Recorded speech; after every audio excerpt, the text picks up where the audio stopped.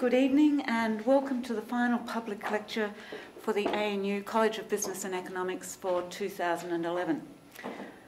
I'm Professor Jane Godfrey, Dean of the College of Business and Economics, and it is an absolute pleasure for me to have the honour to introduce someone who's well known to everyone here, I'm sure, ANU College of Business and Economics alumnus, in fact Distinguished Alumnus, the Honourable John Kerin AM. Now tonight Mr Kerin is going to share with us from his extensive experience as a parliamentarian and as a statesman in his lecture on the influence of media on politics. Now while John Kerin needs absolutely no introduction, I'm sure, I will nonetheless provide you with one. So John Kerin was born in Bowral, New South Wales, and attended the Australian National University as an undergraduate student, graduating with a Bachelor of Economics in 1977.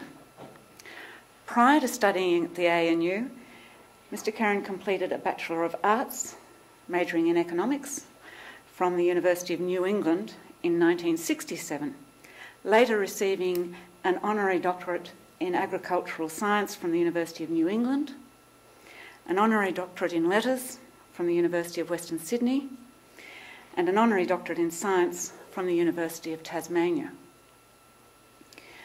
Mr Kerin is currently a Fellow of the Australian Institute of Agricultural Science and Technology. He's an honorary member of the Australian Veterinary Association and a Fellow of the Academy of Technological Sciences and Engineering. He actively chairs several committees and boards, including the board of the Poultry CRC, a technical advisory committee on weeds within the Rural Industries Research and Development Corporation, and he chairs the board of governors of the Corporate Fund. In 2001, Mr Kerin was appointed a member of the Order of Australia for service to the Australian Parliament.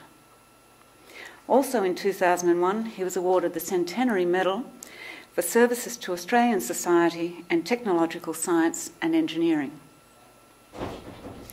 As we're aware, Mr Kerin has contributed significantly to Australia through his parliamentary career, which includes holding both ministerial and federal government appointments working at the Australian Bureau of Agriculture and Research Economics as an economist before being elected to the Commonwealth Parliament as Australian Labor Party member for Macarthur in 1972 and then as member for Werriwa in 1978 following the retirement of Gough Whitlam. Mr Kerin has served as Minister for Trade and Overseas Development, Treasurer and Minister for Transport and Communications, and Minister for Primary Industry and Energy. Importantly also to us particularly, Mr Kerin is also a distinguished alumnus of the ANU College of Business and Economics, having been inducted into the ANU Alumni Hall of Fame in 2003 in recognition of his outstanding achievements. Ladies and gentlemen, please join me in welcoming ANU College of Business and Economics Distinguished Alumnus, Mr John Kerin.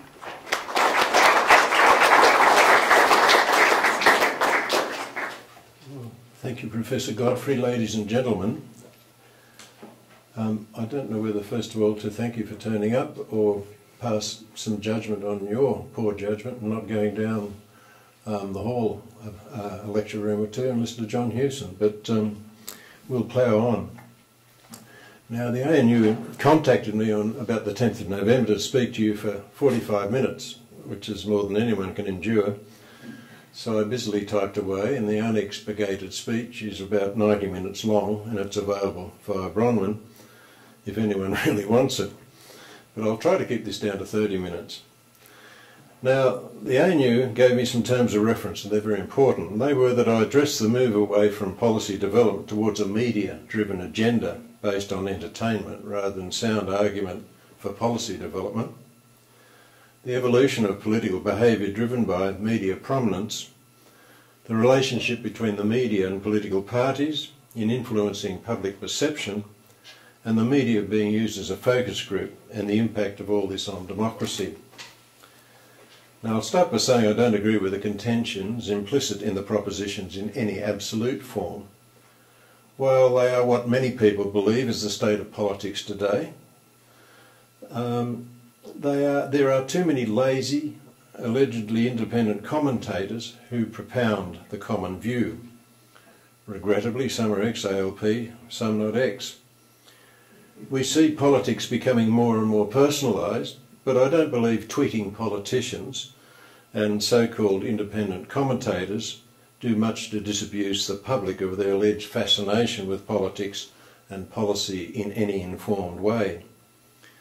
The allegation that ministers only play to the 24-hour news cycle and pursue the short-term and not sound policy is debatable. My central proposition is that it is still possible to chew gum and walk at the same time.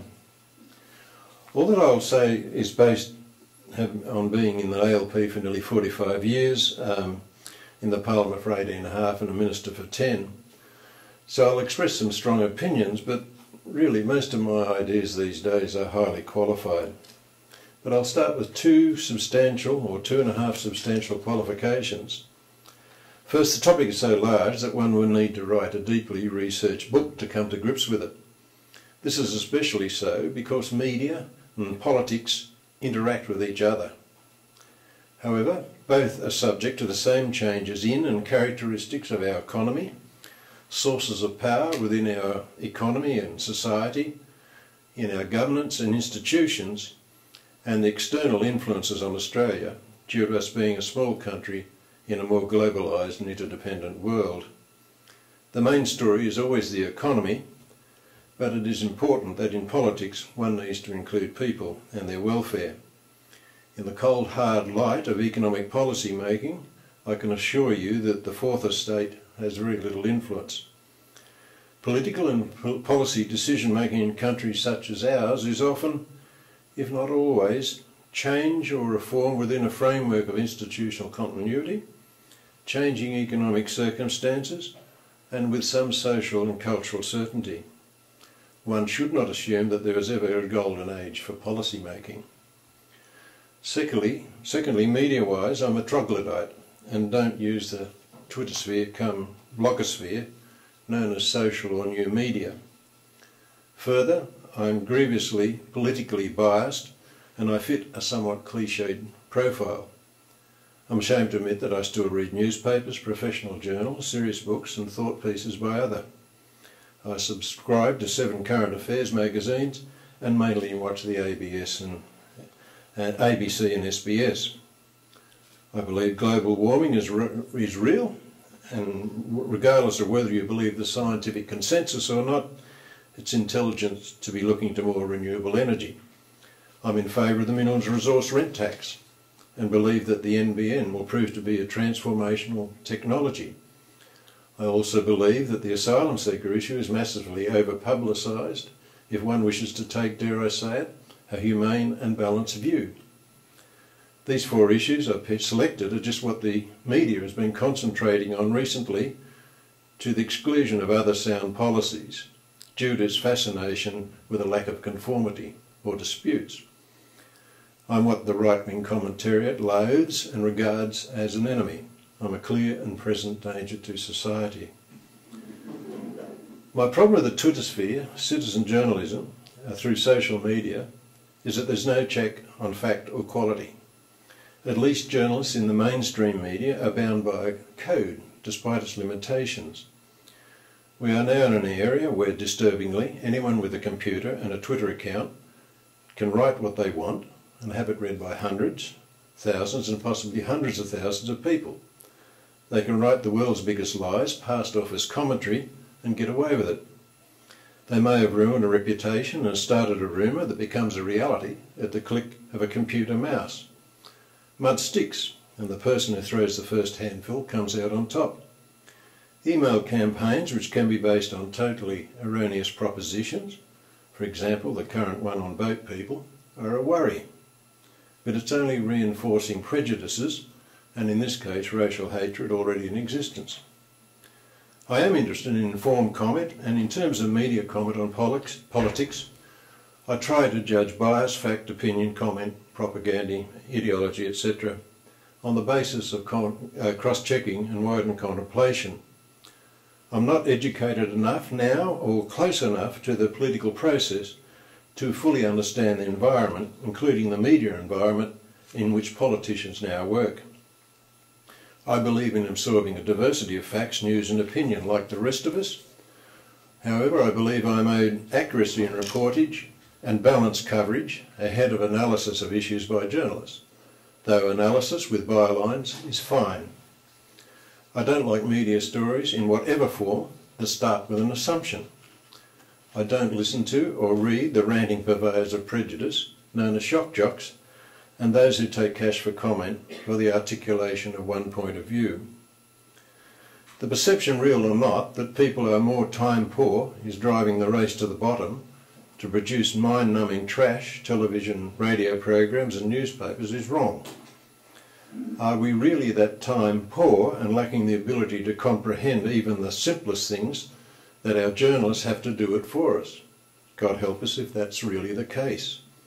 I don't accept the concept of we're giving the audience what they want. Garbage TV programs such as those portraying current affairs use this as an excuse to run drivel. I still believe it is possible to have reportage, not commentate on it, nor be intent on making it entertainment, which would still have readers, listeners and viewers.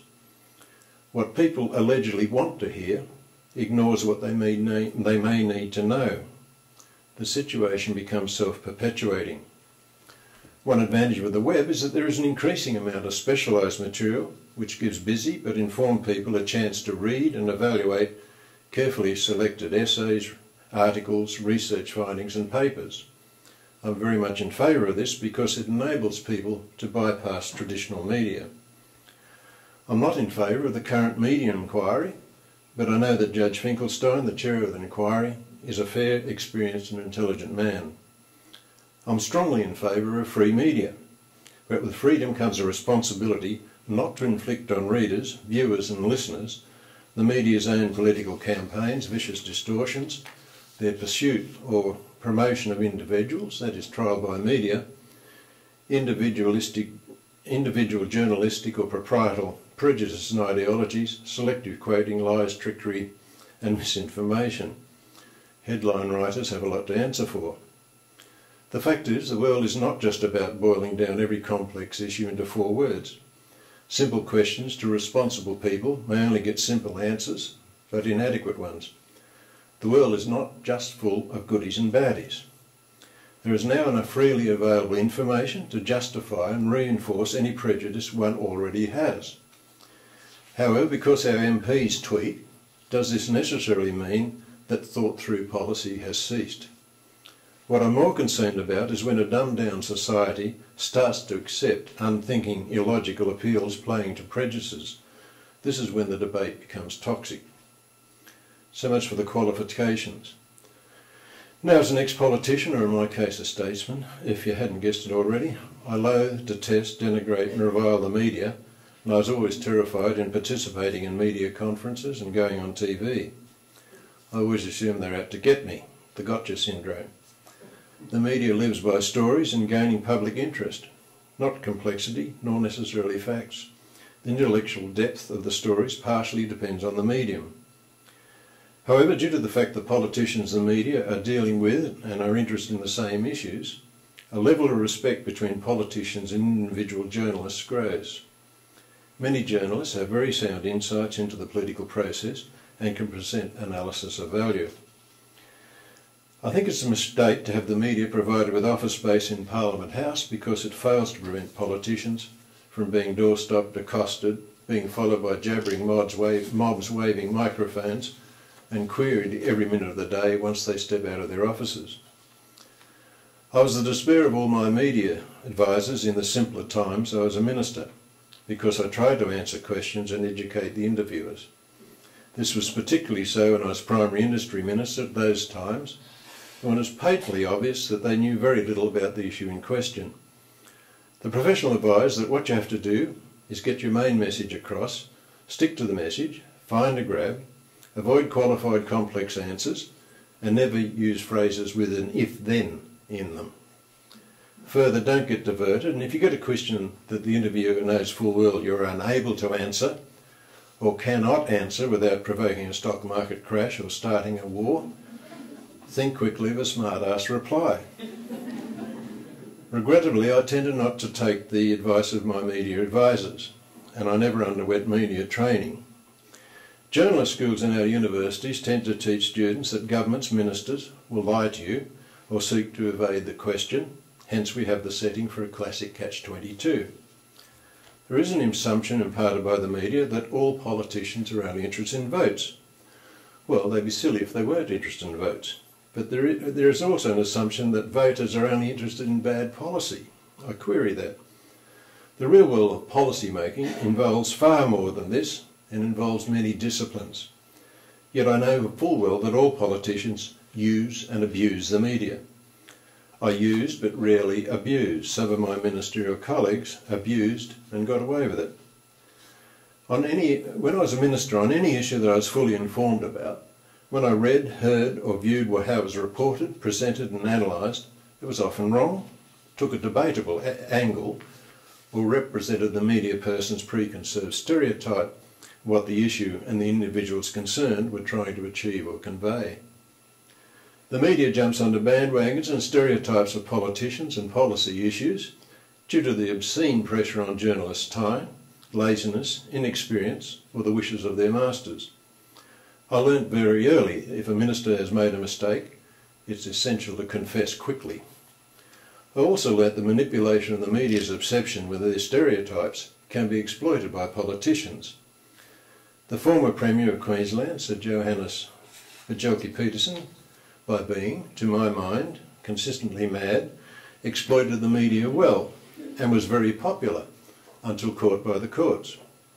Consistency is important, and you can give yourself an image. Bob Hawke too built up a favourable following when president of the ACTU by taking ignorant reporters down a peg or two. Bob had the knack of communicating. The people I know in the ACT basically want to vote for good government, and I assume that the rest of the country wants good government and the appearance of it.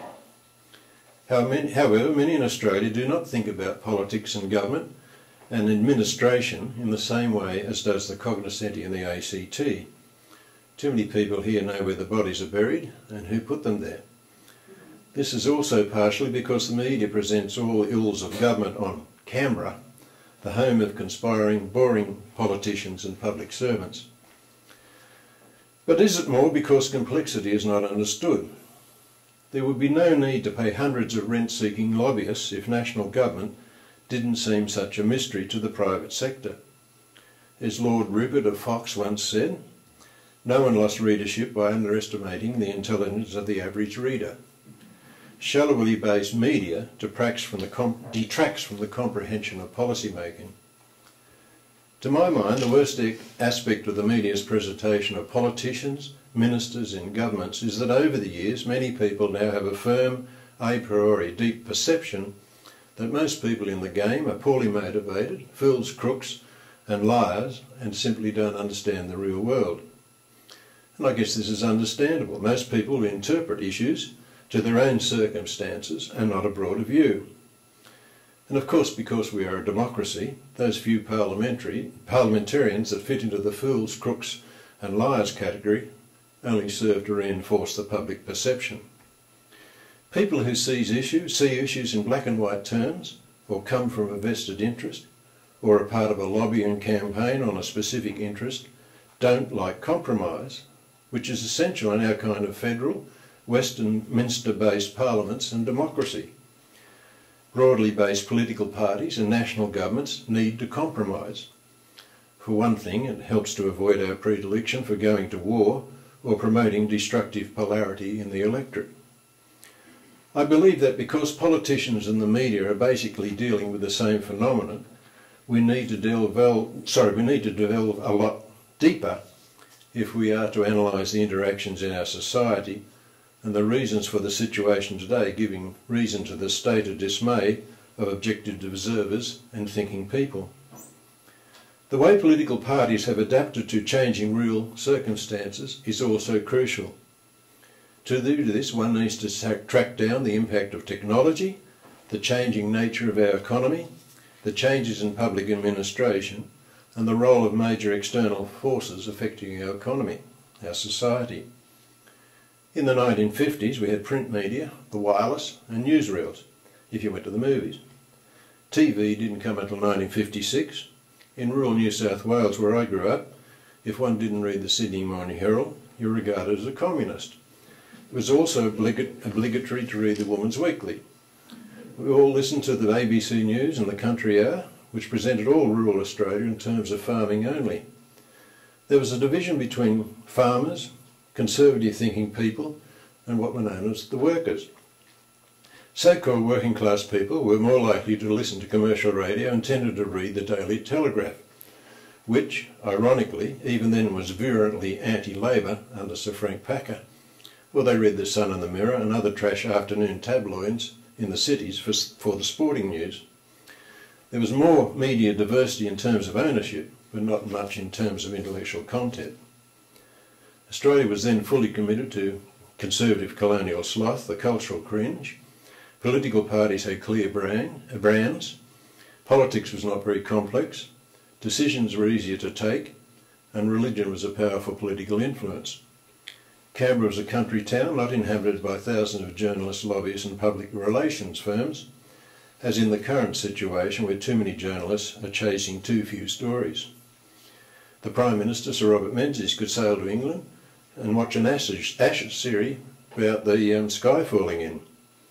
Political parties had policies, philosophies and platforms that most people understood, even if only vaguely. ALP conferences actually had debate about issues, even if brawls were framed in fractional terms.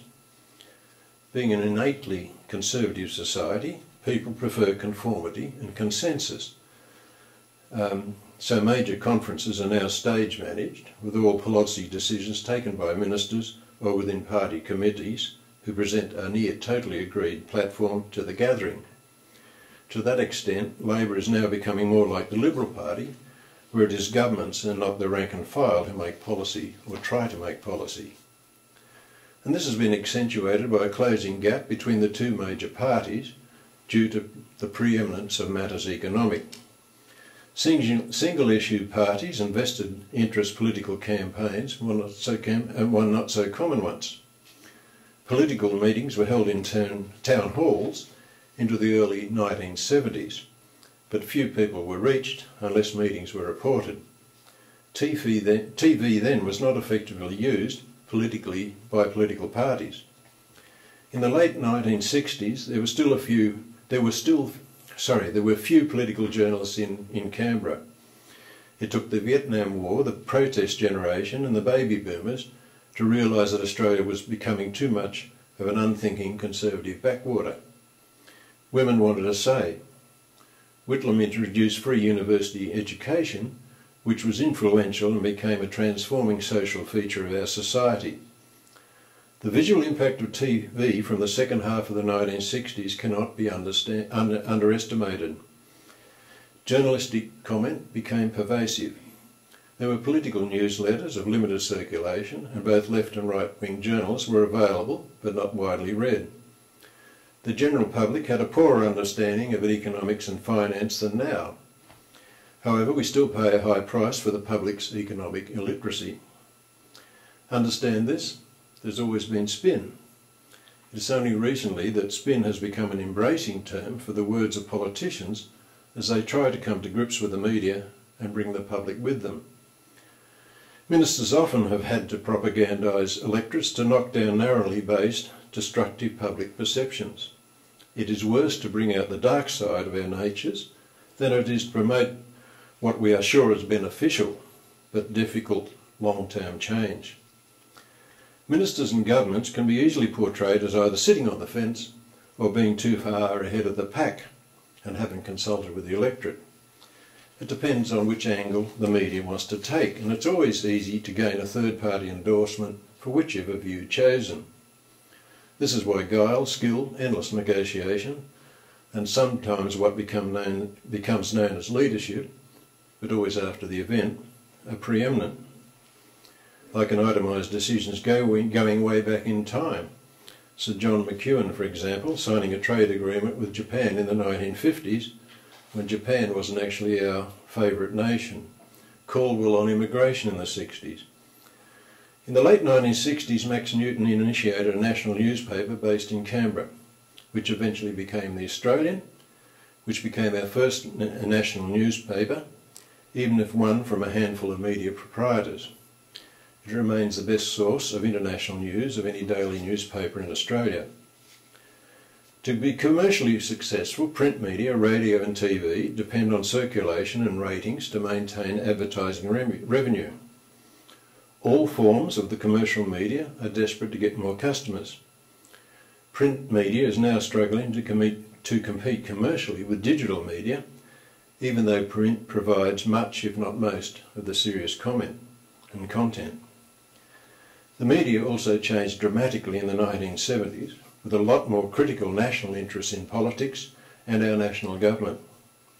The days were over when journalists could write or broadcast a story with some accuracy by knowing which permanent head had lunch with which permanent head at the Commonwealth Club. The Australian Financial Review commenced as a weekly in 1951, but hardly anyone read it.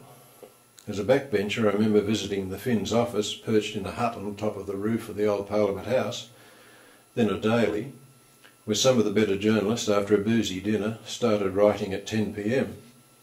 I checked the readership in my electorate. It was far less than 100 issues per day. I believe it's our best newspaper, but its focus is very specific and promotes the pro-business paradigm. However, I believe its influence on the next crop of ministers post-Whitlam and other media became influential. It became one of the flagships for promoting economic liberalism, deregulation, trade liberalisation, privatisation and freer financial markets, which gradually built up a head of steam that became the conventional, unavoidable economic wisdom by the 1980s. The Fin is a serious paper, not based on entertainment. The three major political parties all changed policy dramatically as a result of the worldwide changes happening. Economics became more central to the running of the economy and policy making. The media sophisticated, as did the campaigning techniques and policy formulation of political parties and key individuals or leaders. When I became Treasurer in 1991, I visited the US merchant banks in New York. By this time I knew all about the fear we had in Australia of the markets and what they might do to us. At lunch with the board of Merrill Lynch, a professor of economics from Harvard confided that once all the debt was washed out of the system, the banks were going to make a fortune in the late 1990s, early 2000. I innocently asked who had created all the debt. I was greeted with stony silence and the lunch ended soon after. This is when I gained an inkling that parts of the academic economics fraternity, big business, Wall Street and the Republican Party all sang from the same song sheet. Not that there's not much difference with the Democrats. They probably sing bass, not tenor. Merrill Lynch, like the Bank of America and many others, have now disappeared. Our own Treasury well learnt the lessons of the 1991 recession. The US didn't. And of course the media was all part of that climate in the United States from the 1990s on. The financial deregulation experience probably now has multi- and transnational corporations being beyond the control of governments. Major corporations have shaken off the unions and gained control of the regulators and authorities, with tax evasion rampant. The idea of the corporate welfare state is gaining some currency, but I'm sure no one knows what to do about it. The so-called wealth creators have been shown to have been the biggest wealth destroyers the world has ever seen. Their economy has been rewarding the wrong skills. But what I can't understand is why people who are on the bandwagon of monetarism could then believe that if merchant banks were creating money out of thin air and pixie dust financial products, it was somehow all right. Back to when I was in Parliament. The only media experience I had as a backbencher in the Whitlam years was how to write a press release and try to present on radio a coherent view of what the government was doing. In those days it wasn't always easy. In my interface with public servants, it was obvious that they weren't coping that well with the change in government and the rapidly changing external environment. The 1970s were a time of transition. In campaigning terms, as the party machines modernised, we were exposed to what a random sample of people were saying about the government's policies, focus groups. This wasn't then used to formulate policy, but how to present it better. Many politicians then actually had strong beliefs coming from experience, right or wrong, and an idea of what should be done in government. Gradually, the major political parties took on board more US and UK campaigning techniques. Bill Hayden, as ALP leader, crucially told the shadow cabinet in the late 1970s that after the Whitlam years, unless we gained economic understanding, competence and credentials, we were gone as a party. The shadow ministers all tinkered at their last. In my given area, I set about writing the agricultural policy to be endorsed by National Party committees. It took a hell of a lot of work, and we may have learned a bit too well. In government, under Bob Hawke, we moved away from what people perceived as the Labor brand and embraced a more rigorous market-based long-term approach to policy. Hawke was a corporatist and well understood how the Australian economy operated. We nearly lost government at the next election, but persisted with unpopular policies. Belief can beat the approach of just winning and whatever it takes. The floating of the Australian dollar and financial regulation, but with safeguards, and industry and social reform were what stylised the government. Policy formulation tended to be carried out more within government based on the expertise we were able to utilise by being in government. Luckily, I was to one side of the main newsworthy directions of policy. I couldn't lose any more farm votes, though I did manage to get the farm vote below 4%.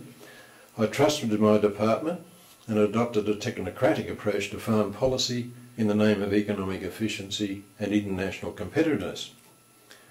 Understand this, in politics the stakes are high and some people will do anything to win. The stakes are higher in the media as well, which is very competitive and has to make a profit. As a shadow minister, one knows that in seeking media exposure, saying something outrageous will get you coverage. In my day, there was no need to wear fluoro safety vests mouthing four-word slogans. As a minister, one has to endure the media and try to be accurate, so that reportage will hopefully be also accurate. Perhaps because I was so hopeless in dealing with the media, or that I was to one side of the major government directions being pursued by Hawke-Keating government ministers, I can't really say that I was given a bad time by farm and rural reporters and journalists at national level. Broadcast media was generally positive, even when I provoked a protest of 45,000 bleating farmers outside Parliament House, wanting to blame the Hawke government for world economic conditions and the bastardry of EC farm policy and US and Japanese subsidisation. The worst thing that happened to me in the major rural press chain was an alleged 2-page interview with me in quotes on changes to the Wheat Marketing Act. I hadn't given an interview, and when I rang the offending person, he said that's what he thought I'd say. Of course, everything I did was opposed by the opposition and the farmers. When I became Treasurer, the stakes became higher, particularly as Keating was a consummate media performer, had 8 years' experience, and built up a lot of trust with the Canberra Press Gallery, which has its leaders, followers and learners. I mainly got into trouble from assuming that some things could be off the record, gave long broadcast media interviews which were then cut and sliced, and told the truth twice too often, and once forgot what one letter meant in an acronym. The media is always ready to pounce on a mistake, and this is why I was always terrified. But more generally, this is why ministers will seek to become adept at handling interviews.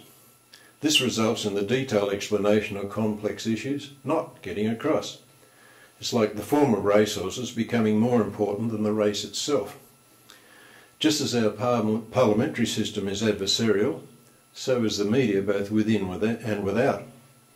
If you want to become adept, you have to practice your lines and anticipate what questions you may get. While no one checks what economic journalists say or write, weeks or months back for consistency, the consensus for economic reform was overwhelming in our media at the time.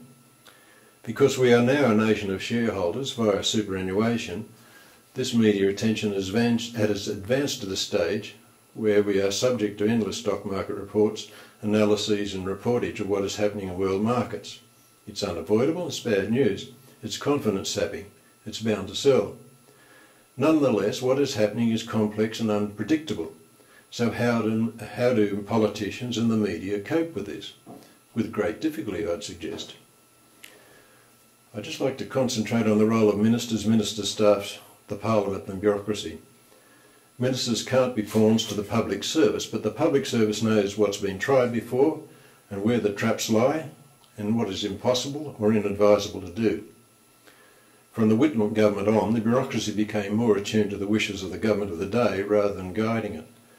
Ministers brought in outside staff into their offices, often with negative effects on relations between departments, officials within them and the minister. This was not so marked with succeeding governments until after Howard, but ministerial staffs and extra-ministerial positions such as parliamentary secretaries have grown up. This is all right if the people concerned have expertise and experience. I'm still getting over the situation when a young staffer asked me 2 years ago what land care was. I checked her age and advised her that I was amazed that a supervisor in the child care centre hadn't told her all about land care. It's good that we now have so many people in the Parliament in various roles with tertiary education qualifications, but this tends to grey or qualify strong beliefs.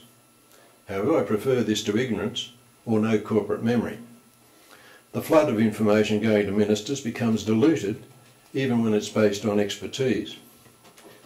It's been a long time since oratory, strongly principled beliefs and humour has been used in the Parliament. We no longer hear intellectually based speeches in the Parliament debating serious long-term issues. If there are, I don't know about them. If there were, would any be reported? Most of the public's experience of parliaments is watching or hearing about brawls at question time. In dealing with the media, ministers have far too much knowledge from a range of sources to be clear about some questions. They sensibly have qualified views and have to be able to distill them. This is why they have media advisors. I mentioned experience. It's not sufficient for advisors to only have specific expertise unless the minister really knows something about his or her portfolio, and this may take time. Ministers usually only have a very short time in their portfolio and may need time to absorb and synthesise what they're dealing with. To my mind, ministerial staffers should assist ministers by running a political microscope across departmental advice, not second-guessing it or putting their biased ideas into it. One of the biggest problems in government is now the lack of corporate memory and a gene pool of politicians which is narrowing. The media has little political memory because the short-term and entertainment rules. To my mind, the digital revolution hit the Australian public service in about 1992-93.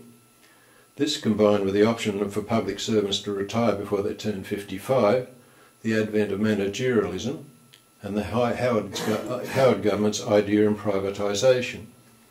The outsourcing of any function that could be carried out by the private sector on the basis of what was in the Yellow Pages has resulted in an enormous loss of corporate memory. It has also cost a lot more, and a lot of expertise has been lost. There are still elite departments in this city, but in many areas where generalists rule and promotions and sign-logging occur rapidly, survival instincts kick in and morale becomes low.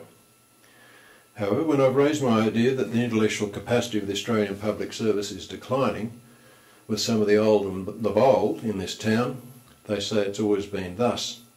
That too, there was never an administrative golden age. Remote ministers and abusive, ignorant staffers promote dysfunction. This becomes a bigger problem in policy-driven departments. Job satisfaction and promotional opportunity are the main drivers of public servants' motivation to serve.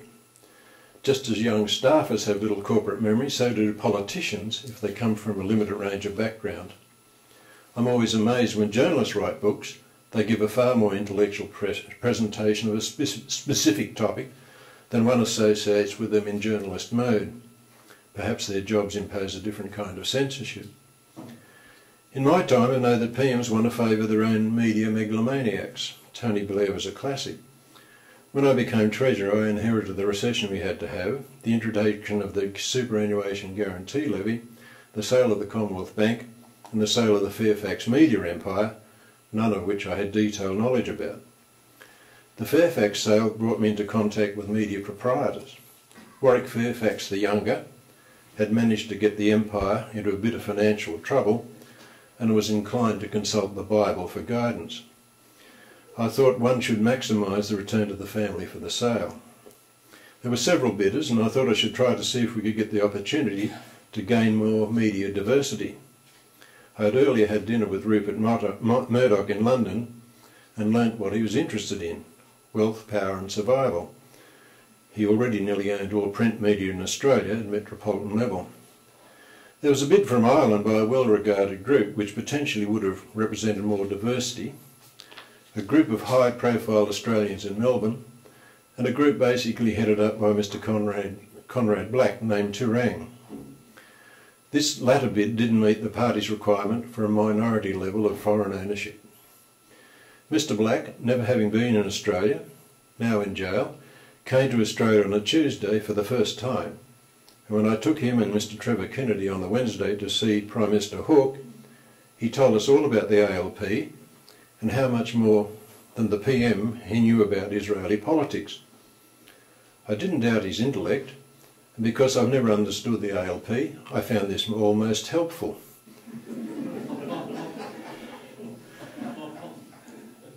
The bid was... sorry, I just lost my spot. Oh yeah. After the brilliant dialogue between the two, like two bantam roosters, and we were walking down the hall, I volunteered the editorial opinion that one didn't have to have 51% of the shares to control a company. He interpreted this as me saying that he could have total control, and I had to later go before a Senate committee to clarify the matter. I rejected Turang Black's bid in a note back to the Foreign Investment Review Board, but lost the job as Treasurer the next day for admitting in a news conference that I couldn't pick the exact economic future of the Australian economy or the exact date when we would come out of recession. The bid was restructured and accepted, but in my mind the other offers still had to be considered. But I was out of it by then and heading to another portfolio. Being a simple farm boy, I've not had a fond opinion of media megalomaniacs since. But a point of clarification: when media companies were privately owned by moguls, for example Warwick Fairfax Sr., he could lose money on the National Times because he didn't have shareholders craving bigger dividends.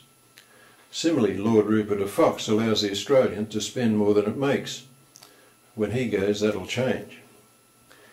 You can't get away from the fact that the public have a right to know, and that a free press is absolutely essential. But freedom for whom? Go to any country where the government controls the media, and you quickly won't bother with any of it. I also believe that people in public positions also have some rights to freedom, particularly with respect to the paparazzi. I believe that there is a concern that politicians will become so absorbed by the media that they will open themselves up to the extreme media attention given to celebrities who both use and abuse the media. What's happened in the media in the last decade? If anything, the digital media has resulted in fragmentation. Few people read newspapers. My kids don't read newspapers. Everything of a current affairs nature comes in grabs with no analysis or idea of what the story is really about. Gossip, rumour and innuendo isn't news. We are told it's more popular, as is vicarious interest, dumbing down. Like most of us, my kids and grandkids were aware of Australia's greatest civilian disaster, the recent Brisbane floods. But media interest moved on. The greater story was the efficiency of the speed of the clean-up, but this was good news. There's an ongoing debate about bias. The Australian is anti-Labor, pro-Liberal, but not as strident as are Murdoch's metropolitan dailies. Sydney's Daily Telegraph is a shocker, but we did have a dysfunctional government in New South Wales, which had chosen cronyism and pragmatism over policy and concentrated on media management, badly. The Murdoch's media attack on the Print Bats affair and school improvements was politically motivated, but not much of a scandal once the facts were known. But the perception has been securely implanted. The Sydney Morning Herald used to be a paper of record, but now concentrate on Sydney politics. The Age is more left of centre, but the Melbourne readership has a different profile to other capital cities. To me, the Canberra Times seems well balanced. All papers in Australia still have some journalists who write sound stories. The ABC has bias program by program, one way or the other. But I don't know why people bother to deny their bias, or why, for example, Andrew Bolt maintains the recent court case denied him his right to speak freely. His freedom wasn't impugned. His problem was accuracy, if not defamation. People in the media with strong views seem to want to have enemies. I don't know why Philip Adams is so loathed in some quarters, or why he thinks, too, he has to have enemies. My problem with journalists taking too overtly a political view and scoring political points is that accuracy disappears, and one doesn't know their motivation, or whether or not an editor has told them to take a certain line. I'm just about through this, folks. I've just been in the UK. I won't infer that the criminal hacking carried out by the UK tabloids and their writing of fiction as fact has happened here, but we know all bets can be off. The press is more diversified in the UK, with some papers clearly conservative, some more independent, or not anti-Labor, but all with news and some good journalism. And then there's the gutter press of endless titillation and allegation. You can take your pick. I note that in last Saturday's Sydney Morning Herald, the Conrad Black was quoted as saying, quote, "Rupert Murdoch has created and flaunted an attitude of unlimited right to intrude on, harass and defame people whom he or his editors target. The News Corp company ethos is one of lawlessness and unrestrained liberty, self-righteously to do what it wants, inflated by notions of decisive political influence." End of quote. I guess it takes one to know one. What was interesting was the amount of coverage being given to Murdoch's relentless attacks on the BBC and his campaign to take over the competitive New York Times. He already has Fox TV, which is a 24-hour-a-day propaganda machine for the Republican Party. How much more does he want? Murdoch's control of 70% of the press, is that enough for him in Australia? But what of diversity? I didn't listen to British radio, so I didn't know whether they had the same ranting shock jocks we have, who demean the intelligence of their listeners.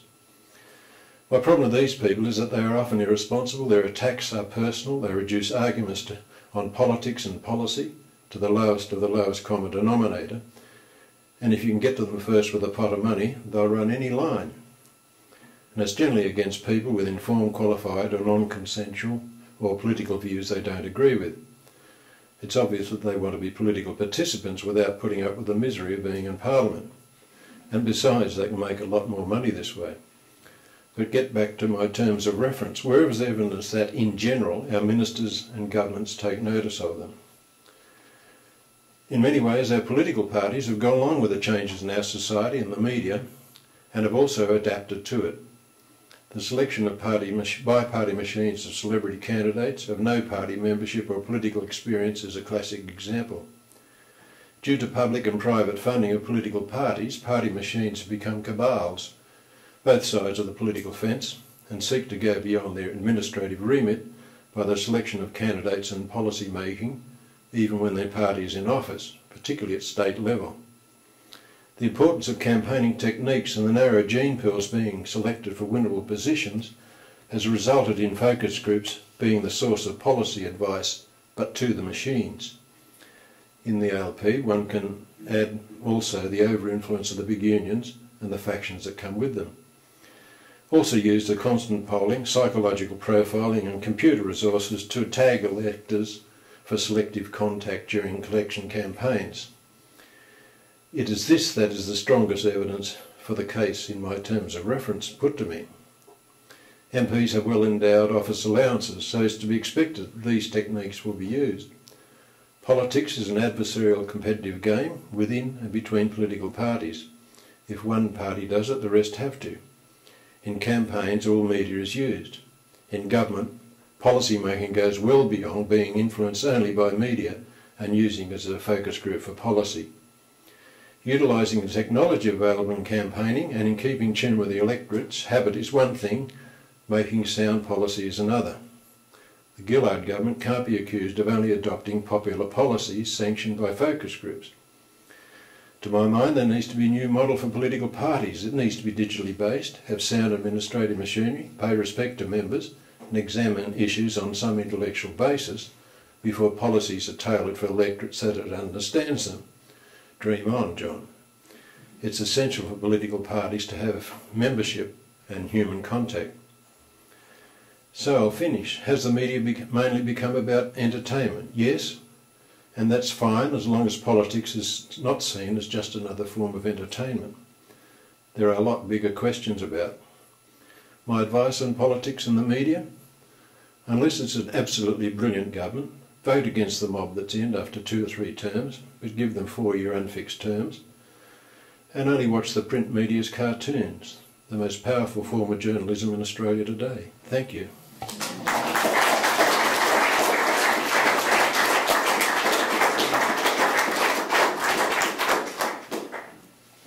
Wasn't too bad. Very good time. John has very kindly agreed to take questions, and we do have time for several, so I would like to invite questions from the floor, and if you do have a question, if you could please just raise your hand and then state your name, affiliation and the question. We have a question from that. Yes, Jeff Blair from Climate Australia. You are a member of the Labor Party, and I actually left the Labor Party because I saw the extraordinary influence behind the scenes of big business, but also conceiving the working their sort of political agendas through the organisations, particularly News Limited, and I sort of watch Sky every day, and there's little echoes all the time. The best example is the mining tax, the back end of the government on that was outrageous at $6.4 billion we lost to fund the services of the infrastructure, and you can see Sky News and the newspapers just supporting it and being very much part of that campaign to push the government away from the recommendations, the original recommendations. Yeah, we're just taking that as an issue. See, my problem is that it's a long time since I've been there, 20 years. The reason why I sort of reject the propositions is because I still think there's other things at play. Take the mining tax. The mob I was in government with introduced the petroleum resource rent tax. And that started with a letter from Keating in November 1979 to Shadow Cabinet proposing this, and was based on some of Ross Garner's views on resource rent taxes. And it took us till 1987 to get it through the Senate. So we had a lot of experience. We had the format for that sort of thing. The reason why I'm in favour of minerals resource rent tax is because we're going to be a bit like Norway and set ourselves up with a sovereign wealth fund eventually, but Rudd buggered the whole thing up by just snatching one thing out of Ken Henry's report and tried to run it with a title that gave my old mate Mitch Hook just a golden opportunity to shoot it down. It was because of the inexperience or the stupidity of Rudd, to be quite honest. Yeah, but then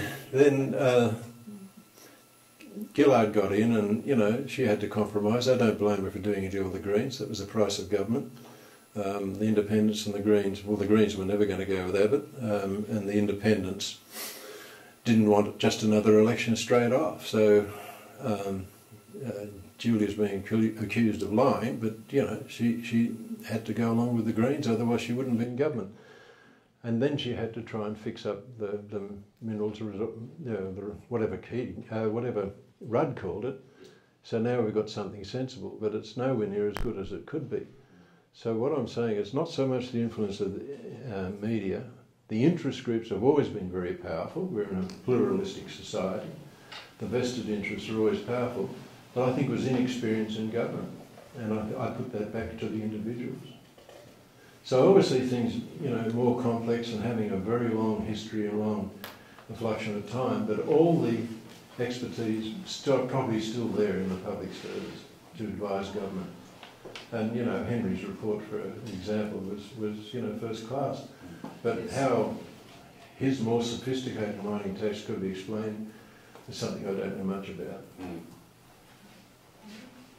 Just to follow up on that resource tax issue, I mean, the compromise that came out, negotiated by Swan and Gillard with the mining company, was an example of the political process dominating entirely because Treasury were actually excluded from those negotiations. There were no Treasury officials in the room when that authorised new resource rent tax was worked out, and that was the problem, because for Gillard and Swan, politics was everything at that point, rather than having inherited something that was just impossible. Then they didn't have enough experience to do it properly, in my opinion. Yeah, I agree with you. Please understand, when governments are...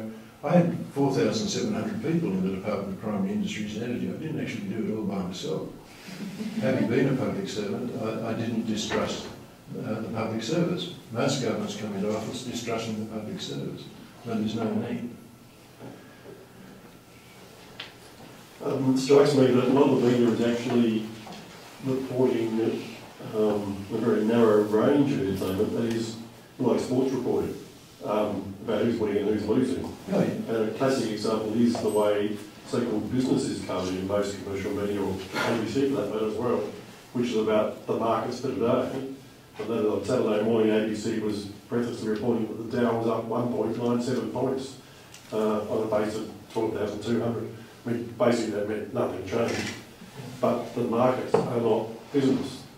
And that's about all it gets reported, is the finance makes the value of the dollar for a few stock exchanges.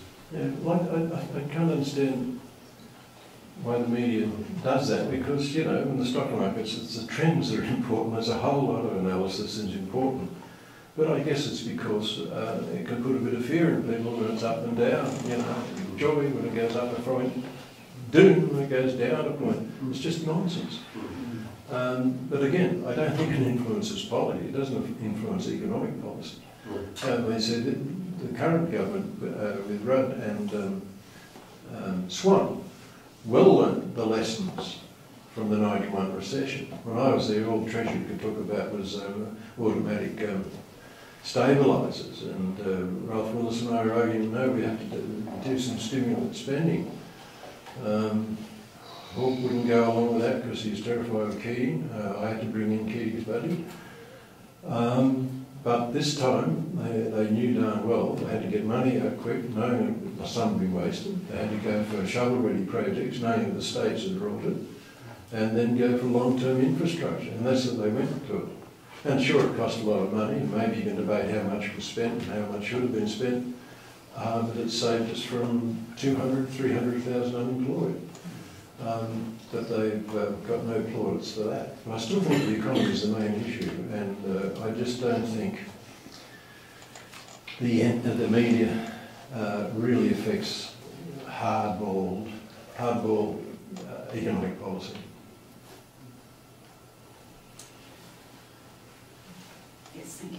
Carol Flynn, John, I'd just like to ask for your comment on the fact that sometimes I feel that what's in the media is that parallel universe to what is actually going on in policy. And the case I'd cite is the reform of the financial services industry and the superannuation industry that the Rudd and now the Gillard government have been doing. And I mention that to friends, and they go, what? Because they know nothing about it. Yeah, well, the media is a powerful influence on the voters, but I'm not so sure it's a powerful influence on responsible national policy. And I guess I was mainly talking about national policy. Alan Ramsey is a sort of a mate of mine. We have lots of argument. He worked in Bill Hayden's office, and when he finished there, he said to me, Well, by being on the other side, he just realised how little journalists know about the processes of administration and the discussion and the debate and the IDCs, interdepartmental committees, and all the work goes into policy and putting up a cabinet submission. It was a great illumination to him. So, you know, there's always another story there. It's far more complex than people understand. But it's very hard to get complexity out of it. Okay, I see that it is actually a very good time to finish, in fact, a perfect time to finish at this stage, unless we have one last question. No? You are off. John, despite your self-confessed political bias, which is completely understandable given the roles that you have held, it's clear why you've earned the respect of politicians and voters alike from all persuasions. The press didn't get through, and but having said that, it'll be interesting to see whether in fact the press tomorrow reports what they expected you to say. Ladies and gentlemen, I'd like you to please join with me in thanking the Honourable John Kerin AM for a very insightful and informative, and dare I say it in the most positive sense possible, entertaining lecture for this evening.